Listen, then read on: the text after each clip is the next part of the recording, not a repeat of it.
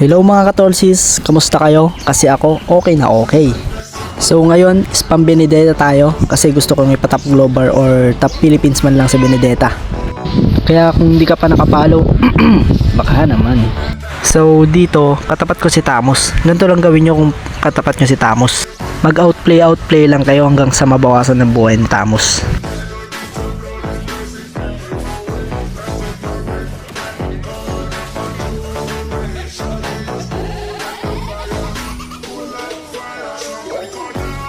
Dito, ang aga ng clashing pero nakapitas pa rin ako ng dalawa.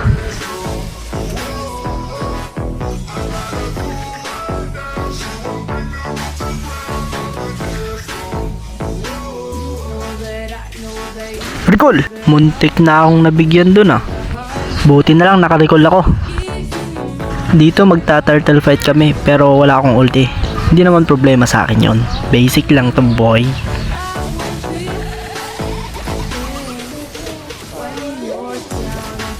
Nakapitas pa ako ng dalawa. Dito galit na galit si Tamos. Kaala mo mangangain eh.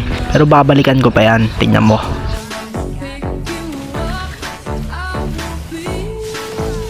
Kumukulit ka ha. Binigyan ka tuloy ni San.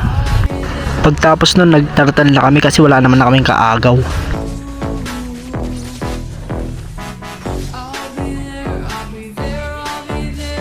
Dito nakita ko si Tamos. Balak ko lang sana siyang inisin kaso wala eh, kinombohan ko sa mukha.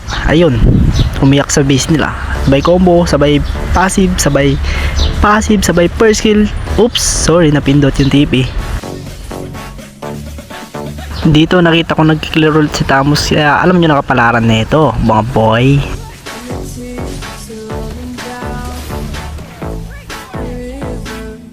Dito nag-lord na yung jungle namin kaya nag-zone na lang ako. Para ma-safety naman na yung lord namin syempre.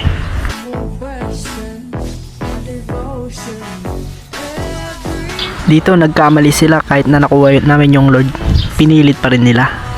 Alam mo ba yun? Sakit nun eh. Yung wala na pero pinilit mo pa. Aray mo. Pakak. Ubos ang mga ga.